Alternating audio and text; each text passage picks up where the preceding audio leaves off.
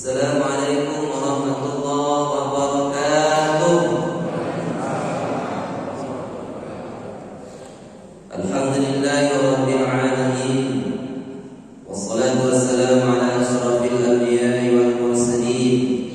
Sayyidina wa nabiyina wa habibina wa syafi'ina wa zuhrina Muhammadin wa ala alihi wa sahbihi rasulillahi ajma'in. Asyhadu an la ilaha illallah wahdahu la syarika lahu wa asyhadu anna Muhammadan abduhu wa rasuluh sallallahu alaihi wasallam la nabiyya ba'da. Subhanaka la ilma lana illa ma 'allamtana innaka antal alimul hakim. Rabbi shrah li sadri wa yassir li amri wahlul 'uqdatam min lisani yafqahu qawli. Bapak Ibu, orang tua kami, jamaah Masjid Darul Aman yang dimuliakan Allah, mari kita bersyukur kehadiran Allah Subhanahu wa taala, bersyukur dengan alhamdulillahi rabbil alamin. Dengan izinnya pada subuh Ramadan yang ketiga, Allah masih berikan kita kesehatan, diberikan kita kesempatan untuk meningkatkan ibadah. Mudah-mudahan Allah Subhanahu wa taala mengampuni dosa-dosa kita. Berselawat buat Nabi Allah Muhammad sallallahu alaihi wasallam.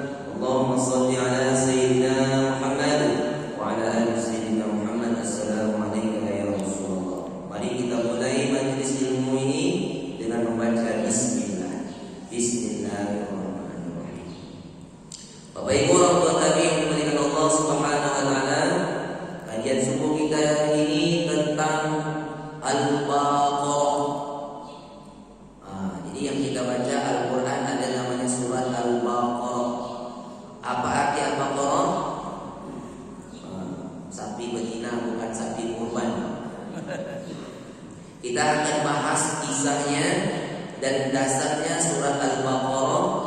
Ayat dimulai 67 sampai dengan 73. Kita akan bacakan ayat yang ke-72-nya dulu sebagai rujukan.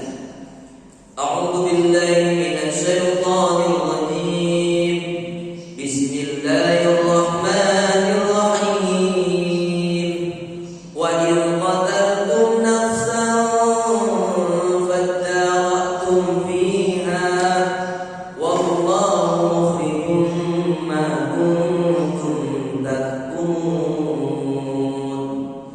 Wa in qataltum nafsan, dan ingatlah ketika kamu membunuh seorang manusia, fadara'tum fiha, kemudian kamu saling tuduh menuduh, wallahu mukhrijum ma kuntum taktumun, dan Allah membuka rahasia siapa yang telah membunuh. Kita ulangi artinya. Dan ingatlah ketika kamu membunuh seorang manusia, kemudian kamu saling tuduh menuduh, dan Allah membuka rahasia siapa sebenarnya yang telah membunuh. Kita mulai Bapak Ibu kisahnya. Dahulu di zaman Bani Israel ada seorang yang dikatakan orang yang kaya raya. Kalau disebut orang kaya raya itu bagaimana hartanya Bapak Ibu? Banyak, luas. Sekarang ada di tempat kita, contohnya kecamatan yang luas, Tenayan Raya, Bukit Raya, Marsan Raya. Orang kaya ini, dia memiliki 3 orang anak laki-laki, yang otomatis anak laki-laki tersebut akan mewarisi harta pusakanya jikalau dia meninggal dunia. Betul, ketika orang kaya raya ini meninggal dunia, maka 3 orang anak laki-laki ini mendapatkan harta pusaka. Tetapi sikap ketiga orang anak laki-laki ini berbeda. Ketika mendapatkan harta, laki-laki yang pertama seluruh harta warisannya dia sedekahkan, dia infakkan di jalan Allah sehingga tidak ada sisa. Laki-laki yang nomor 2 ketika dapat harta pusaka, diinfakkannya juga, tapi separuhnya saja, masih ada sisa. Laki-laki yang ketiga, ketika dapat harta pusaka, tidak diinfakkan sama sekali. Kira-kira Bapak Ibu kalau dapat harta warisan, mau pilih nomor berapa? Satu, Pak. Infakkan semua. Wah, Bapak sendiri yang mau. Kalau Bapak Ibu di belakang aku ragu ya. Pilih nomor berapa? Dua. Sama mungkin saya gitu juga. Kalau semuanya ragu gitu. Tapi luar biasa Bapak Haji, mudah-mudahan barokah. Laki-laki yang menginfakkan seluruh hartanya, yang pertama meninggal dunia, tetapi dia punya seorang anak laki-laki, berarti anaknya menjadi yatim miskin, harta pusaka bapaknya diinfakkan semua. Laki-laki yang nomor dua yang dapat harta pusaka yang diinfakkan separuhnya pun meninggal dunia, tapi dia punya seorang anak laki-laki juga, anak laki-laki yatim, tapi masih ada harta karena bapaknya menginfakkan separuhnya. Berbeda dengan yang pertama, yatim miskin.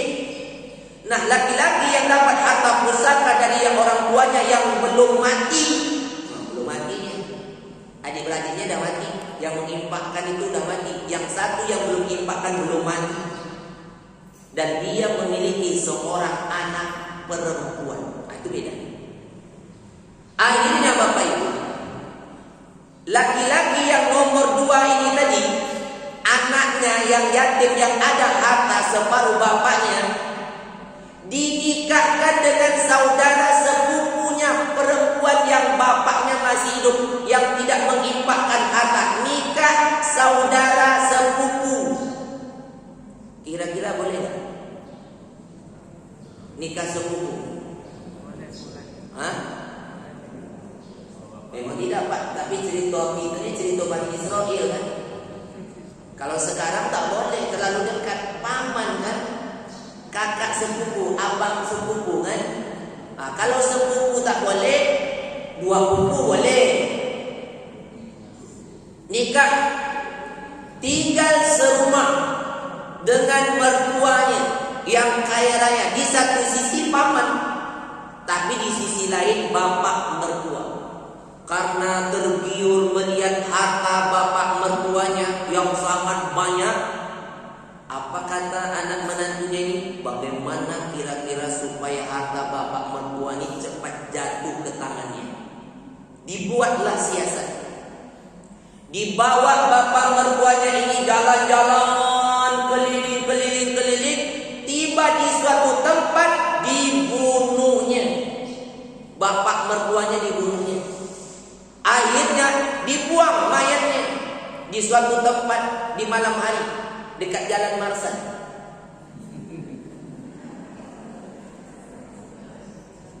Akhirnya dia tinggalkan Pak, dia pulang. Heboh berita penemuan mayat orang kaya. Wow. Lalu anak yang menantunya tadi yang sudah membunuh juga pura-pura tidak tahu, sibuk juga mencari mana bapak mertua aku, kan begitu. Dapat kabar bahwasanya ada penemuan mayat orang kaya. Pergi dia bawa pasukan juga. Ketika sampai di tempat, dia lihat, ya benar, ini bapak mertuaku. Siapa yang telah membunuhnya? Kata orang Marsan, mana kami tahu. Kami hanya menemukan saja, ya kan? Oh, mana mungkin? Kata anak menantunya tadi. Pasti di antara kalian ada yang telah membunuhnya. Inilah Pak, ayat tadi mengatakan, apabila kamu telah membunuh seorang manusia, lalu kamu saling tuduh menuduh. Hampir berperang dua kubu ini tadi. Tiba-tiba datanglah seorang pendengar. Kalau beginilah caranya kita, tidak akan bisa menyelesaikan masalah. Bagaimana perkara kita ini, kita minta pendapat jalan keluarnya dari seorang yang mengakui Nabi, dia adalah Musa. Oh, setuju. Kita cari Musa untuk bisa menyelesaikan masalah kita ini. Pergi mereka pak cari Nabi Musa. Bapak ibu orang tua kami yang dimuliakan Allah Subhanahu wa taala, ketahuilah bahwasanya Bani Israel ini orangnya mada-mada. Orangnya susah diatur. Orangnya nyinyir, apalagi bahasa Allah.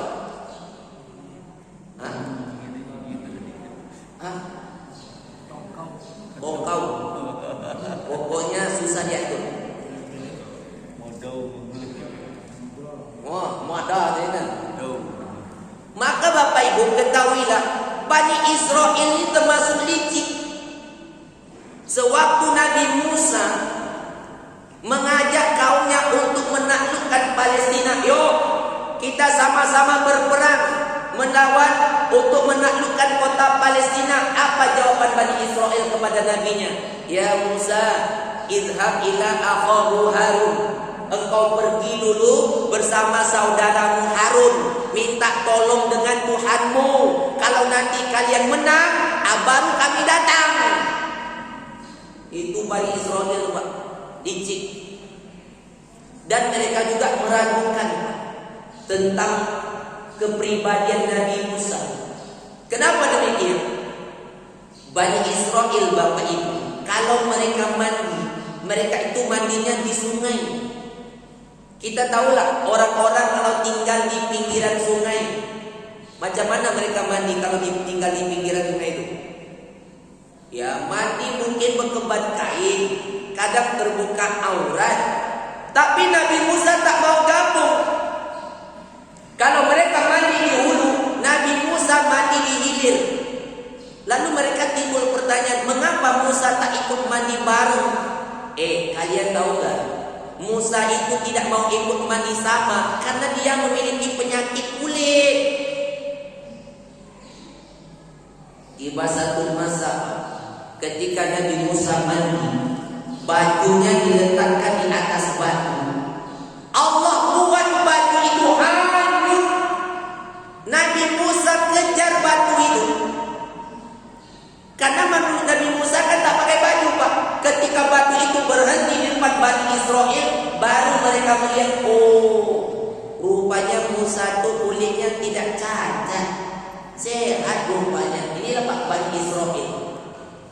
Kalau belum nampak depan mata kepalanya, maka Bani Israel tidak akan mudah percaya dengan begitu saja. Mungkin sama juga dengan kita. Baik. Ketika Bani Israel ini tadi datang menemui Musa, dia mengatakan, ya Musa, kami sekarang ada masalah. Ini ada mayat yang telah dibunuh, tapi kami tak tahu siapa yang telah membunuh. Antara kami masing-masing saling salah menyalahkan, saling tuduh-menuduh. Tolong engkau kasih solusi Musa atas masalah yang sedang kami hadapi ini. Akhirnya Bapak Ibu, apa kata Musa? Surat Al-Baqarah ayat 67. Wa in qala Musa liqaumihi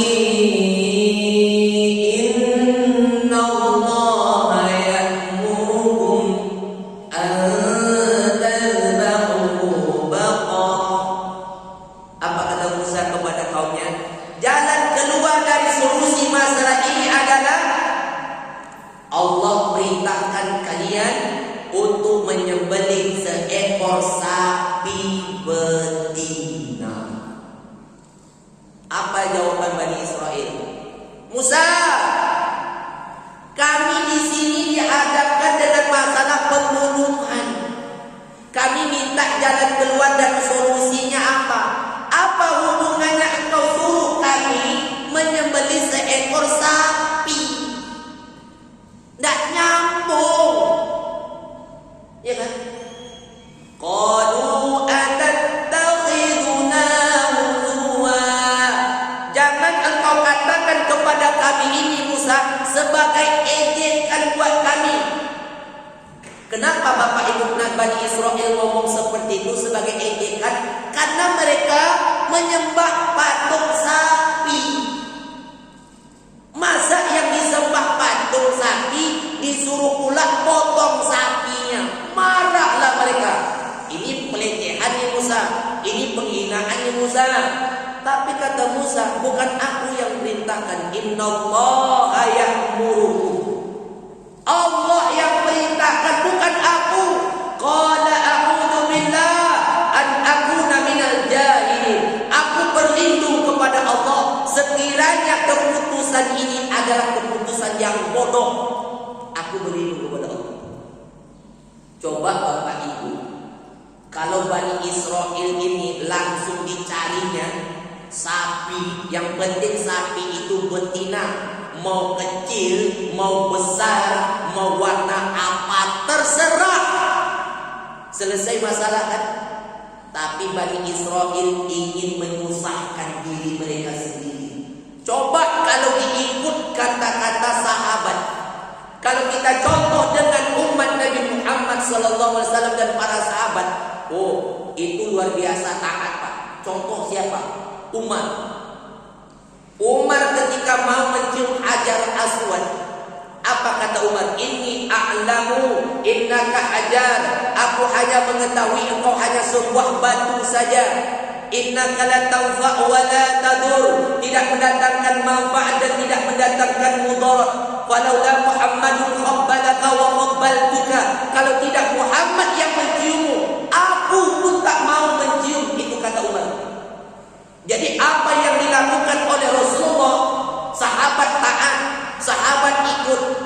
Pernah satu ketika Bapak Ibu, ketika Nabi sholat berjamaah di Masjid Nabawi dengan sahabat, Nabi pakai sandal, sahabat pun pakai sandal. Kok bisa sholat di masjid pakai sandal Pak Ustaz? Masjid Nabawi dulu dengan sekarang tidak sama, berbeda. Apa bedanya? Dulu Masjid Nabawi zaman Nabi itu atapnya masih pelepah kurma, lantainya masih padang pasir, maka pakai sandal. Pernah satu ketika Arab Badui datang masuk masjid, buang air kecil ya Pak. Akhirnya Nabi perintahkan sahabat ambil air siram supaya bekas najis itu meresap ke pasir. Kalau sekarang Masjid Nabawi dah indah, ini zaman Nabi. Nabi sholat berjamaah, baru satu rakaat Bapak Ibu, Nabi membuka sandalnya di waktu sholat itu. Sahabat di belakang pun ikut membuka sandal mereka. Selesai Nabi salam kiri kanan, Nabi balik ke belakang. Nabi tanya dengan sahabat, apa kata Nabi? Tadi aku melihat kalian melepaskan sandal kalian di waktu sholat. Ada apa? Kok bisa Nabi tahu Bapak Ibu? Nabi kan jadi imam, tapi di belakang Nabi tahu.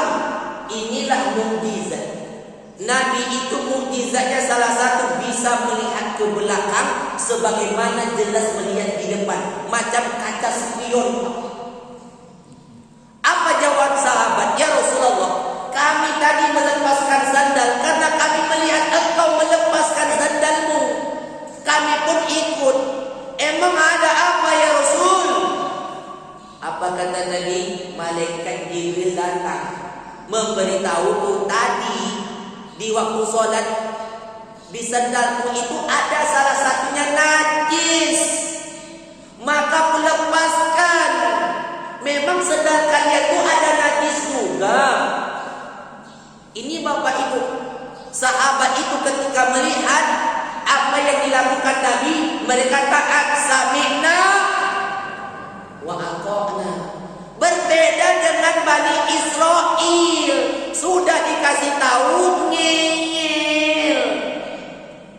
Ngeyel kan, melete kata orang Melayu. Apa kata Bani Israel?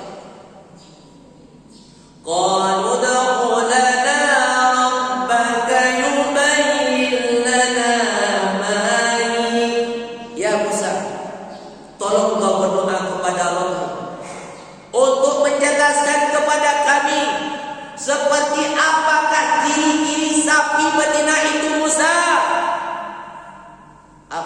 Musa? Qala innahu yaqul innaha baqaratun la farid wa la bikr. Sapi betina itu la farid, tidak terlalu tua, wa la bikr, tidak terlalu muda.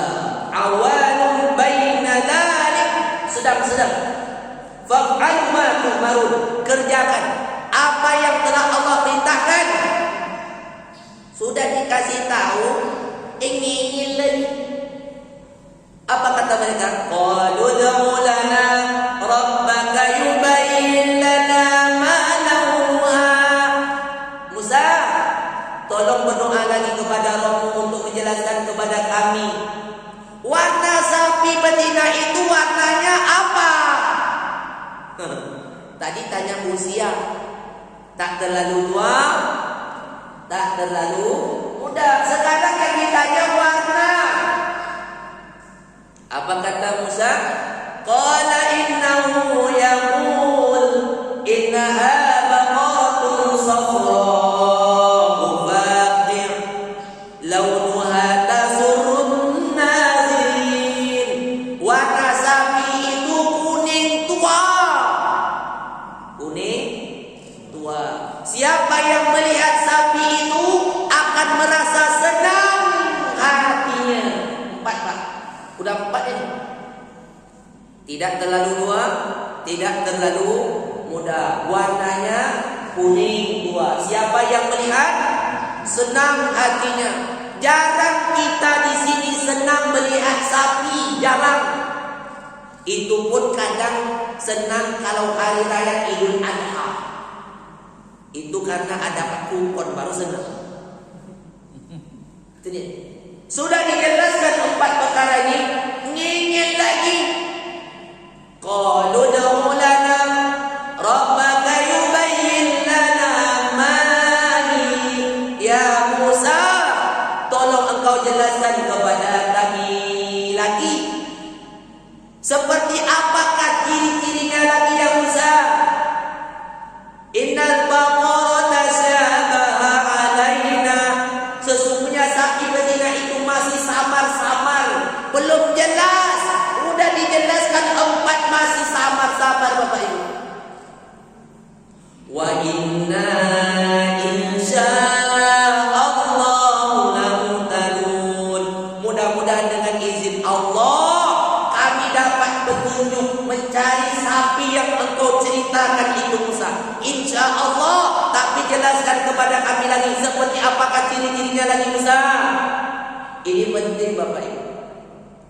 Walaupun Bani Israel itu ngeyel, mereka masih mengucapkan insya Allah. Mudah-mudahan dengan izin Allah kami dapat petunjuk Musa cari sapi itu. Penting bagi kita, kalau berjanji ucapkanlah insya Allah. Siapa yang berjanji tidak mengucapkan insya Allah akan mendapatkan malapetaka. Siapa contohnya? Rasulullah. Nabi pernah Bapak Ibu didatangi orang muslim, sengaja menguji. Ya Muhammad, kalau engkau memang seorang nabi, seorang rasul, engkau pasti akan tahu jawabannya. Kami di sini ingin bertanya. Apa pertanyaan kata Nabi? Yang pertama, apa yang akan dimakan penghuni surga besok pertama kali? Bayangkan Bapak Ibu, yang ditanya orang musyrik ini, apa yang pertama kali dimakan penghuni surga besok? Padahal kita kalau dimasukkan ke dalam surga pun dah bersyukur. Walaupun sampai di kaki 5 tak masalah, mau makan apa terserah. Tapi yang jadi pertanyaan, apa yang pertama kali dimakan? Tuh. Yang kedua, Muhammad, apa itu ruh? Yang ketiga, siapa manusia yang keliling dunia berdakwah selama 500 tahun? Keempat, mengapa anak bayi itu terlahir mirip bapak ibunya. Kelima, jelaskan kepada kami tentang pemuda yang bersembunyi di dalam gua yang lari dari penguasa yang zalim. 5 apa? Coba. Nabi tak langsung jawab. Wa ma yantiqu 'anil hawa in huwa illa wahyun yuha. Kecuali wahyu. Apa kata Nabi? Besok aku jawab ya. Ini sini makanan. Nabi terlupa mengucapkan insya Allah. Besoknya Jibril tak turun. Nabi tak tahu jawaban lah. Datang orang menemui Muhammad. Muhammad, apa jawabannya?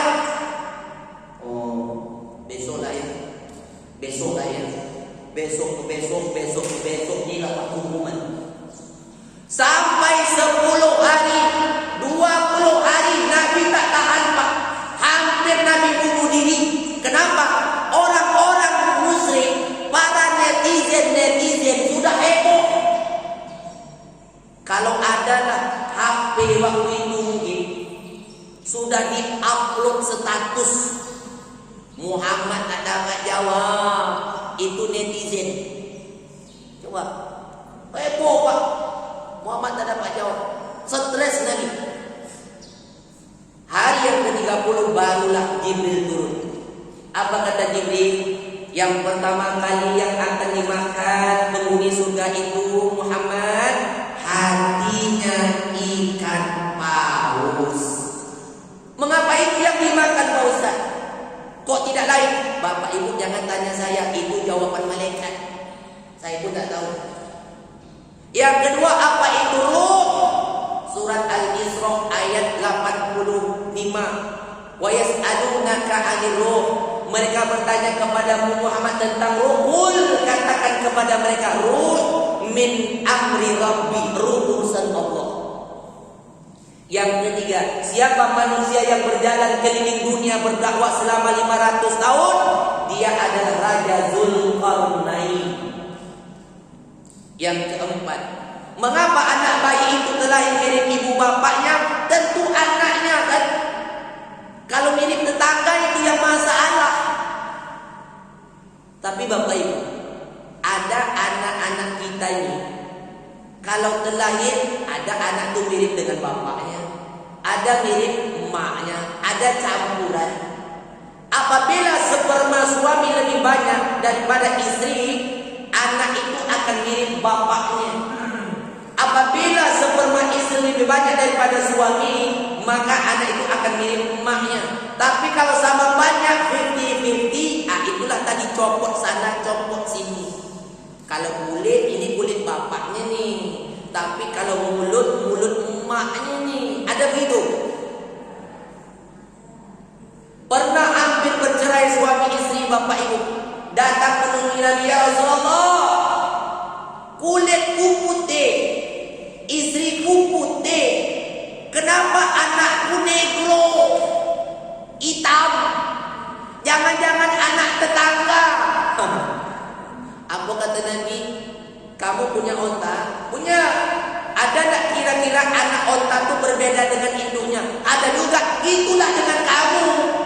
Mungkin anakmu hitam ini karena keturunan datuk nenek moyangmu yang kesekian. Yang kelima, tentang pemuda yang bersembunyi di dalam gua. Mereka adalah Ashabul Kahfi yang tertidur selama 309 tahun. Waktu panjang juga kisahnya Bapak Ibu. Nantilah ada masalah. Ini penting bagi kita, kalau berjanji ucapkanlah insya Allah. Jangan insya Allah iyo tapi tak datang. Insya Allah tak datang. Lama-lama jadi munafik. Bani Israel walaupun ngeyel, ya Musa, tolonglah engkau berdoa lagi. Seperti apakah ciri-cirinya? Qala innahu yaqul innaha baqaratun la dalul tuthirul ard wa la tasqil has. Ciri-ciri berikutnya yang kelima adalah la dalul tuthirul ard. Ciri-ciri yang kelima adalah sapi betina itu tidak pernah digunakan untuk membajak sawah. Mungkin kampung mau nanam padi, itu tanah dibajak mungkin dengan tenaga manusia atau tenaga binatang atau tenaga mesin. Sapi betina ini tak pernah kerja berat. La naduru tuthirul aqwala tasqil hars, dan tidak pernah digunakan untuk mengairi tanaman. Dulu kalau orang Bani Israel ngambil air, sumurnya dalam, embernya besar, untuk menarik timba butuh tenaga binatang. Sapi ini tak pernah kerja berat. Dah enam Bapak Ibu, saya ulangi. Tidak terlalu tua, tidak terlalu muda. Warna sapi tadi apa? Kuning tua. Siapa yang melihat? Senang. Tak pernah digunakan untuk membajak sawah, tak pernah digunakan untuk mengairi tanaman. Jelas? Qulul anita bil haq. Jelas. Sudah paham, jelas. Cuma masalahnya Musa, sapinya ada atau tidak? Sudah dijelaskan, ada tak barang tu? Kembali kita kepada cerita awal tadi. 3 laki-laki yang dapat harta pusaka, yang satu menginfakkan semuanya tanpa sisa, yang meninggal dunia. Dia punya seorang anak laki-laki yatim miskin. Dia inilah yang punya sapi betina ini. Dia itu. Maka kata emaknya, nah, semasa hidup bapakmu tidak pernah meninggalkan harta yang banyak. Semuanya sudah diinfakkan. Satu-satunya harta pusaka bapakmu adalah seekor sapi betina. Sekarang sapi betina itu ada di kebun Fulan bin Fulan, dekat Jalan Delima. Pergilah nak, ambil sapi kita itu, bawa pulang. Itulah satu-satu peninggalan bapakmu. Karena anak ini anak yang soleh Bapak Ibu. Langsung dia pergi cari sapi betina itu. Rupanya Bapak Ibu, sapi betina ini tidak mau dekat dengan sembarang orang, sapinya liar. Tapi ketika anak muda ini sampai di kebun Fulan bin Fulan, sapi itu sendiri yang datang menghampiri anak muda ini. Barulah orang tahu, oh inilah tuan pemilik yang sebenarnya. Dibawa pulang. Sampai di rumah dipelihara, dijaga, dirawat. Tibalah masanya ekonomi susah. Ditambah lagi dengan wabah corona, tak ada duit. Apa kata anaknya? Ma, sapi kita ini kita jual aja lah ma. Duit kita tak ada untuk makan. Mudah-mudahan dengan jual ini dapat kita untuk menghidupkan kebutuhan kita. Apa kata mamanya? Jual anak. Engkau pergi jual lah sapi kita ini, itu dekat pasar Simpang 4 Aren Kapanang. Tapi ingat, sapi kita ini jangan engkau jual, harganya tidak boleh kurang dari 8 dinar, tidak boleh. Baiklah. Karena anak ini soleh Bapak Ibu, pergi dibawanya sapi tadi. Rupanya belum sampai di pasar Bapak Ibu, pas di depan baterai itu, baterai panas itu, Jibril dah tunggu situ Pak. Apa kata Jibril? Mau kemana anak muda?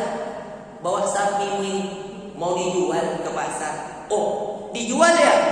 Iya. Memang berapa harganya? Kata mamaku, sapi ini harganya 8 dinar. Oh, 8 dinar ya? Iya. Begini aja lah. Kalau mau beli sapimu ini harga 10 dinar bagaimana? 10 dinar? Oh ya. 8 dinar engkau berikan kepada emakmu, 2 dinar engkau masuk ke sakumu, tapi jangan kasih tahu. Bagaimana? Anak ini soleh, tunggu dulu. Balik ya Pak. Dia kasih tahu dengan maknya. Dicari yang maknya, ma, apa nak? Sapi kita tadi mau dibeli orang, terus tapi harganya 10 dinar. Bagaimana mak? Apa kata mamanya? Kenapa tak kau jual? Boleh ya mak? Boleh. Balik dia lagi Pak. Sampai di tempat pembeli tadi, boleh kata mamaku 10 dinar tak apa-apa. Apa kata Jibril? Kan sudah ku bilang jangan kasih tahu. Gini aja lah. Aku tambah lagi. Aku beli sapi ini harganya 10 dinar berikan kepada emakmu, 5 dinar masuk ke saku, tapi jangan kasih tahu lagi. Kalau kita bagaimana Bapak Ibu? Kalau kita lewat tuh, ya apalah, yang penting untuk mak 10 bawa 5 kan begitu. Tapi anak ini balik dia lagi Pak. Pulangnya dicari mak, apa lagi nak? Sapi kita itu mau dibeli orang tapi harganya 15 dinar. Bagaimana mak? Ngapa tak kau jual?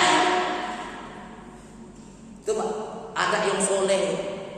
Balik dia Pak. Apa kata Jibril? Wahai anak muda, sebenarnya Allah telah menguji. Engkau jangan bawa sapimu ini ke pasar, bawa pulang saja. Karena nanti pasti akan ada yang membelinya. Tapi ingat, jangan engkau jual sapimu ini 15 dinar, jangan. Lalu aku harus jual berapa? Engkau harus jual sapimu ini dengan harga emas seberat sapimu ini. Waduh, balik Pak. Diceritakan kepada mamanya pun bingung. Udahlah biarkan aja. Memang tak lama kemudian datang orang-orang mencari anak muda ini karena dia dapat informasi sapi yang telah diceritakan oleh Musa tadi ciri-cirinya ada di situ. Terus tunggu, anak muda, iya. Ini sapi kamu ya?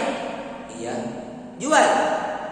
Jual kalau cocok harganya. Memang berapa harganya? Kata mamaku, sapi ini harganya emas seberat sapi ini. Kalau sapi itu beratnya 100 kilo, Bapak Ibu, emasnya berapa? 100 kilo juga, kan gila tuh. Betul-betul lah, iya. Kalau mau beli, kalau tidak saya tak jual. Bingung Pak. Akhirnya sepakat mereka rebut. Oke, mereka kumpulkan emas-emas yang ada sampai bangkrut mereka. Setelah ditimbang emas, ditimbang sapi sama berat, baru dijual. Setelah dijual, fadabahuha. Lalu mereka sembelih sapi itu. Wa ma kanu yaf'alun. Hampir mereka tak sanggup melakukannya. Kenapa? Pertama, ciri-ciri yang dijelaskan itu susah didapatkan. Yang kedua, kalaupun ada mahal. Coba. Setelah disembelih Bapak Ibu, Nabi Musa minta. Ya, tahu. Ini tak selesai. Kalau kita selesaikan sekarang, atau kita sambung? Hah? Iya, tahu. Bagaimana sikit lagi?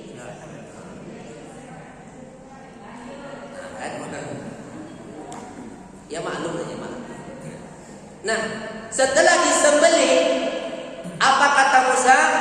Ambil sebagian daging sapi yang sudah disembelih, sebagian. Faqulna idribu bi ba'dihha. Lalu dipukulkan daging sapi tadi kepada mayat. Kadzalika yuhyiyallahul mauta.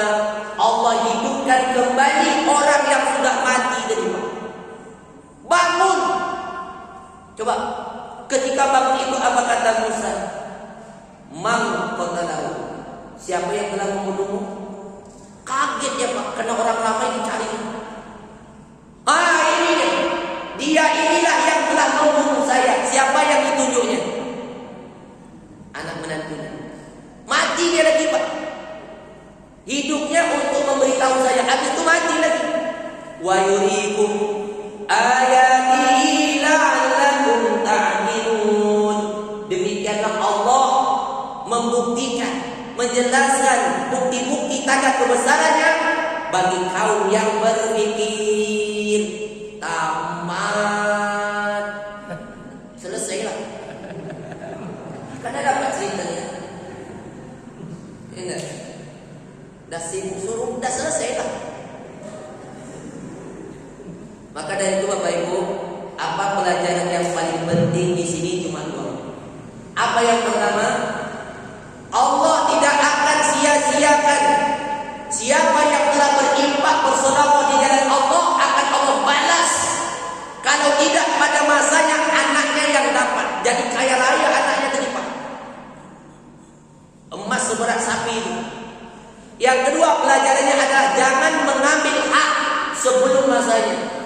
Walaupun itu adalah hak kamu, tapi jangan zalim. Kalau meninggal bapak mertuamu kan anakmu dapat, istrimu kan dapat harta pusaka, kan kamu juga menikmatinya, tapi dibunuhnya, maka yang telah membunuh dibunuh. Sama dengan anak membunuh orang tua untuk dapat harta pusaka, yang membunuh tidak akan dapat harta. Kenapa? Zalim, membunuh. Maka banyak sekarang gara-gara harta anak membunuh orang tua. Inilah yang saya sampaikan. Terima kasih atas segala perhatian.